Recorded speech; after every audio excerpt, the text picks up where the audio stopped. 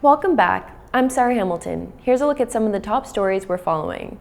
Massachusetts will not issue confidential license plates to ICE agents, and the unexpected departure of the U.S. Border Patrol chief. Locally, a major police response unfolded over the weekend, plus details on Braintree's Memorial Day ceremony and upcoming Electronic Waste Day.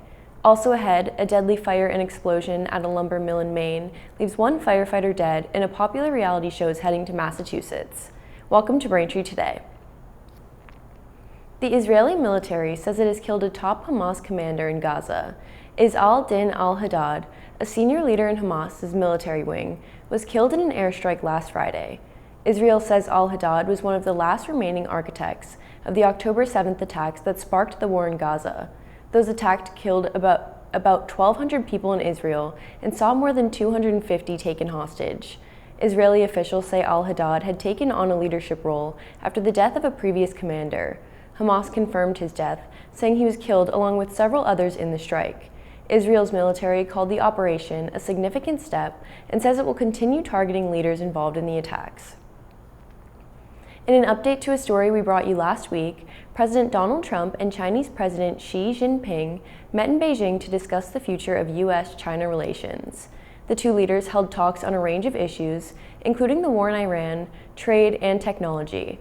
Xi called the relationship between the two countries one of the most important in the world, but warned that the issue of Taiwan remains a major point of tension. Trump praised Xi and expressed optimism about future cooperation between the two nations. Both sides agreed on the importance of keeping global trade routes open, including the Strait of Hormuz.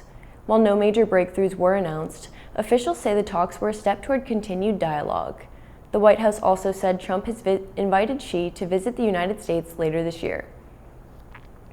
Massachusetts Governor Maura Healey says the state will not issue confidential license plates to immigration and customs enforcement agents.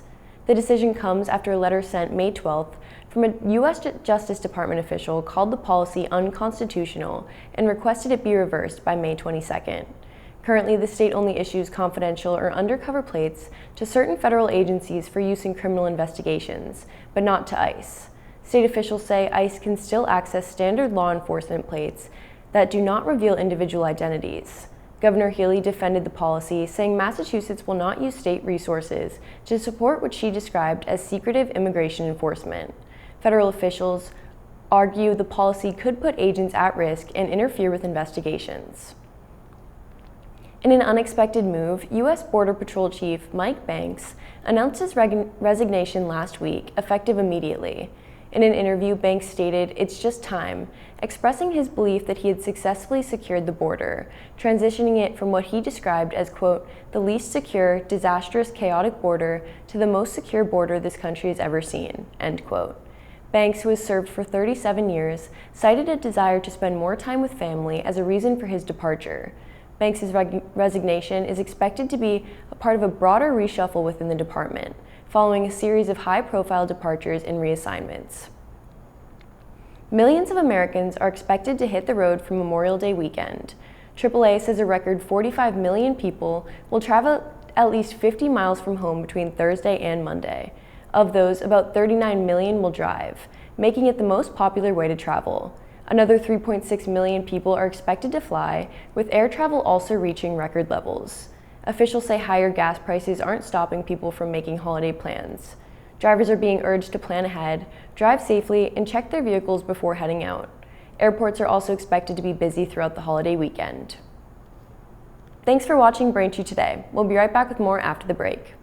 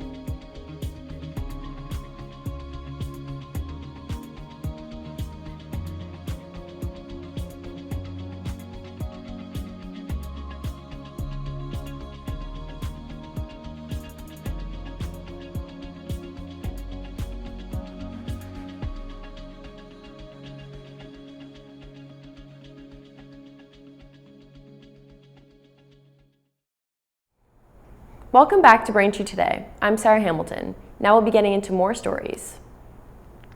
A shoplifting incident at South Shore Plaza in Braintree escalated into a major police response over the weekend. Police say the incident happened around 6:25 p.m. on Saturday, May 16th. Two suspects fled the scene on foot and ran toward the Braintree Split Highway interchange. Authorities say the suspects attempted to enter multiple passing vehicles while trying to escape. One suspect was taken into custody at the scene, while a second suspect remains at large. Police say there is no ongoing threat to the public. The suspect in custody has been identified as 29-year-old Luis Eduardo Cardenas Travieso of New York. He is facing multiple charges, including shoplifting, larceny, resisting arrest, and carjacking. The incident involved assistance from Massachusetts State Police and Quincy Police. A new secondhand shopping experience is coming to Braintree. Indie Clover, a consignment store where sellers rent booth space to sell their own items, is set to open on Saturday, June 13th. The store will be located at 210A Quincy Avenue. The concept has been described as a real-life version of online resale apps like Depop or Poshmark. Sellers can rent a booth for a week, stock it with clothing, accessories, or household items, and earn a portion of the profits. The store also offers space for local artists and small businesses to sell their products. Organizers say the goal is to make secondhand shopping more accessible while promoting sustainability. Indie Clover already has other locations in Massachusetts and is continuing to expand. A Memorial Day ceremony is being planned here in Braintree to honor those who made the ultimate sacrifice. The town will host its annual Memorial Day ceremony on Sunday, May 24th at 11 a.m. The event will take place at the Garden of Honor at Blue Hill Cemetery. Officials say the ceremony will bring the community together to remember and pay tribute to fallen service members. Following the ceremony, light refreshments will be served at Cahill Auditorium. Residents are encouraged to attend and take part in honoring those who served. As warmer weather arrives, health officials are warning about an increase in ticks and a growing health concern. The Massachusetts Department of Public Health says a condition known as alpha-gal syndrome is on the rise. The tick-borne illness can cause a serious allergy to meat and dairy products. Officials say the Lone Star tick, which is linked to the condition, has been spreading north and is now found in parts of Massachusetts, including Cape Cod and the islands. Last year, hundreds of cases were reported on Martha's Vineyard alone. Health experts say the condition can be life-threatening in some cases. Residents are urged to take precautions, including using tick repellent, checking for ticks after being outdoors, and drying clothes on high heat after spending time in wooded areas. Officials say awareness is key as tick season gets underway. Braintree residents will have a chance to clear out old electronics and give back to the community later this month. The annual Electronic Waste Day is set for Saturday, May 30th from 9 a.m. to 12 p.m. at 74 Pond Street. The event, hosted by the Braintree Rotary Club, allows residents to safely recycle household electronics while helping support local programs. Officials say the event also helps keep harmful materials out of the environment. For those with larger items, local pickup is available starting 1 week before the event by calling 781-917-4765. Organizers will also be accepting donations for the Marge Crispin Center, including hygiene products, pet food, and breakfast cereals. The event is open to Braintree residents and neighboring communities, but is limited to household electronics only. Thank you for watching Braintree Today on BCAM TV. We'll be right back with more stories in the area. I'm Mayor Erin Joyce, and I'd like to tell you about some important projects we're working on here in Braintree to improve the quality of our local water bodies and to protect our town from the dangers of flooding and stormwater runoff. Stormwater runoff is the water generated from rain and snowmelt that flows over hard surfaces and does not soak into the ground. Stormwater runs through a system of pipes in the street and into our local water bodies, such as the Coachado River, Farm River, Manatequit River, and Sunset Lake. In Braintree, we have a separate sewer system. So what does that mean? That means that there are actually two separate pipes in most streets that carry stormwater and sanitary sewer separately. So when it rains and water washes into our catch basin system, it ties into the stormwater system, which transports water to our water bodies. Over the past 5 years, the town of Braintree has been working hard to maintain and improve our stormwater drainage systems.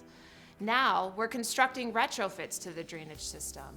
These drainage retrofits use the natural process of infiltration to improve water quality and reduce potential flooding in our neighborhoods. At Watson Park, we're constructing a subsurface infiltration system beneath some of the fields, which residents probably won't even realize is beneath their feet when they're walking in the park. Water, as it's flowing off of the neighborhood and flowing uncontrolled to the Fore River, is going to be collected first into a chamber system that sits underground, and the water will be allowed to stop and pause there, giving it time to infiltrate into the ground, treating the water that would otherwise flow untreated and uncontrolled into the Fore River. I'm Rachel Horak. I live here in Braintree, and I'm the president of Sustainable Braintree. We think of ways that we can help our residents of Braintree live healthier lives that are in better harmony with our planet. The positive impacts of the Watson Park project are cleaner waterways, reduced flooding, and a healthier environment for our residents. In the infiltration basin at Watson Park, there's a fabric that separates the sediments so that the water can flow, and it makes maintenance easier for the town of Braintree. Lots of residents use Smith Beach for swimming. This project will help decrease the incidence of closed beaches due to bad bacteria. Some of the ways that residents can help are reduce the amount of fertilizers that you use on your lawn, picking up pet waste, reducing the amount of garbage in our streets, and also raking the catch basins that you might see on the roadways. To pay for these projects, we're leveraging grants from the Mass DEP, the U.S. Environmental Protection Agency, and the Metropolitan Area Planning Council. As a Braintree resident, you should know that the town is actively working on projects that help improve the water quality in our water bodies. With your help and these projects, we will help filter pollution and keep Braintree's rivers, lakes, and streams beautiful for years to come.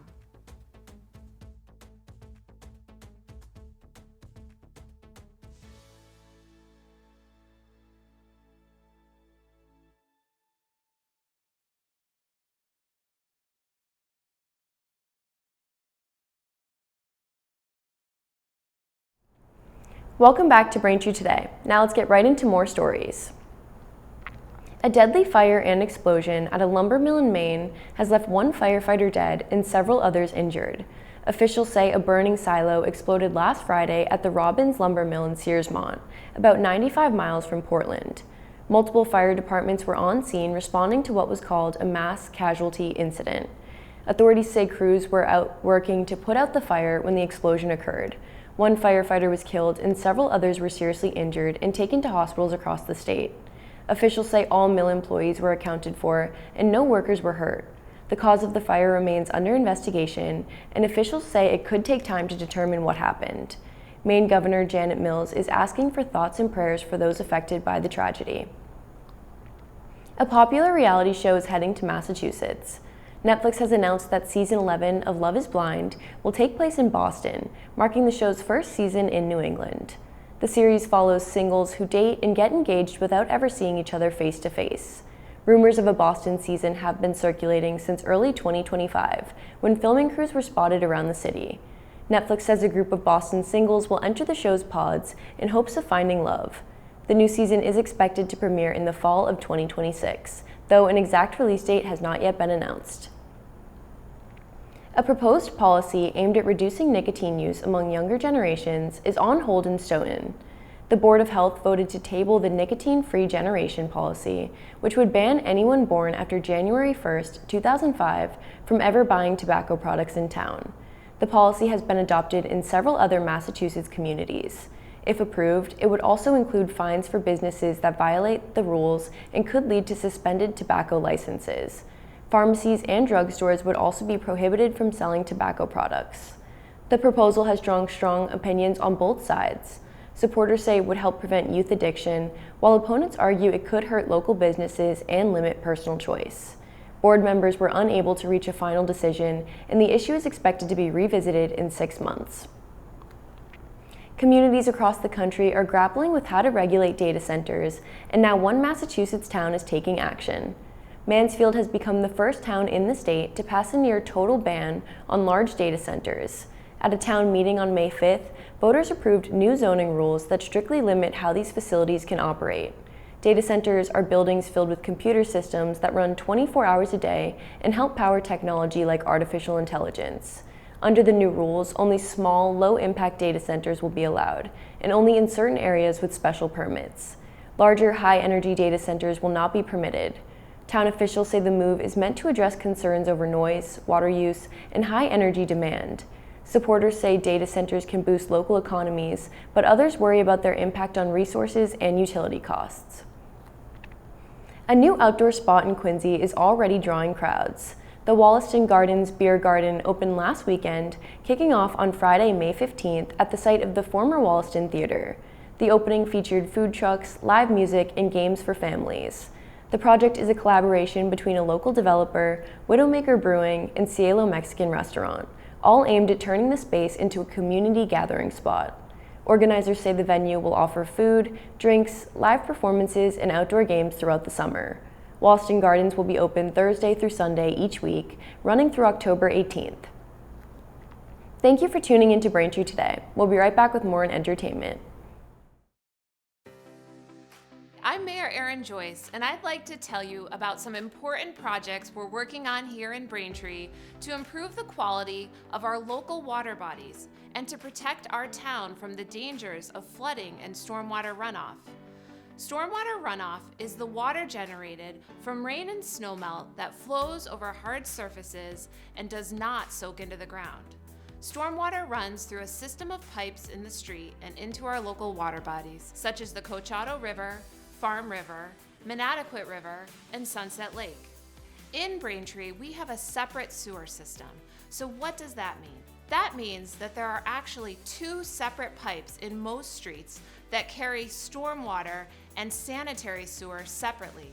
So when it rains and water washes into our catch basin system, it ties into the stormwater system, which transports water to our water bodies. Over the past 5 years, the town of Braintree has been working hard to maintain and improve our stormwater drainage systems. Now, we're constructing retrofits to the drainage system. These drainage retrofits use the natural process of infiltration to improve water quality and reduce potential flooding in our neighborhoods. At Penniman Park Elder Affairs, we're constructing a bioretention basin behind the building.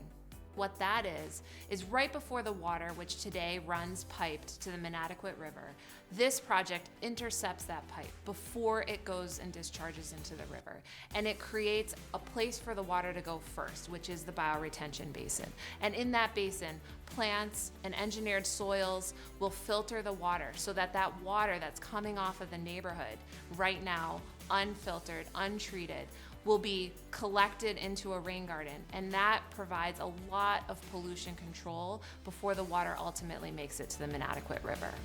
I'm Rachel Horak. I live here in Braintree, and I'm the president of Sustainable Braintree. We think of ways that we can help our residents of Braintree live healthier lives that are in better harmony with our planet. And we want to be sure that our waterways are clean so that our residents can enjoy them both for recreation and for beauty purposes. The bioretention basin will filter out the bad bacteria out of the stormwater before it hits the Manatequit River.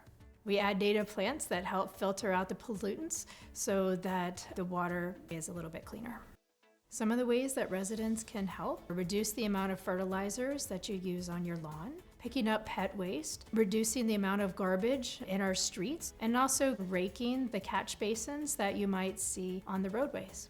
To pay for these projects, we're leveraging grants from the Mass DEP, the U.S. Environmental Protection Agency, and the Metropolitan Area Planning Council. As a Braintree resident, you should know that the town is actively working on projects that help improve the water quality in our water bodies. With your help and these projects, we will help filter pollution and keep Braintree's rivers, lakes, and streams beautiful for years to come.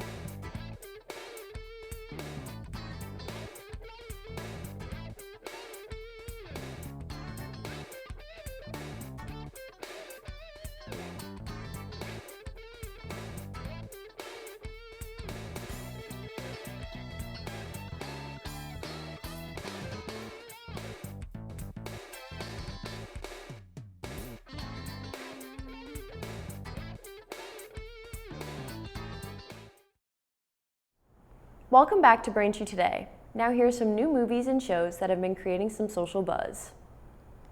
First, In the Gray follows a covert team of elite operatives who are living in the shadows. When a ruthless despot steals $1 billion fortune, they're sent to take it back, leading to an impossible heist that erupts into a deadly game of strategy, deception, and survival. The film stars Jake Gyllenhaal and Henry Cavill. You can watch In the Gray now in theaters. Up next, The Passenger follows a young couple who, after witnessing a gruesome highway accident, soon realize they did not leave the crash scene alone, as a demonic presence called the Passenger won't stop until it claims them both. The film stars Melissa Leo and Lou Lobel. You can watch The Passenger now in theaters. Finally, The Mandalorian and Grogu follows legendary bounty hunter Din Djarin and his young apprentice Grogu, who, after being enlisted by the New Republic, set off to track down scattered Imperial fugitives. The film stars Pedro Pascal and Sigourney Weaver. You can watch The Mandalorian and Grogu now in theaters. Thank you for watching Braintree Today on BCAM TV. Don't forget you can watch us on Verizon in HD on channel 2128 and Comcast on channel 1073. I'm Sarah Hamilton, and we'll see you next time.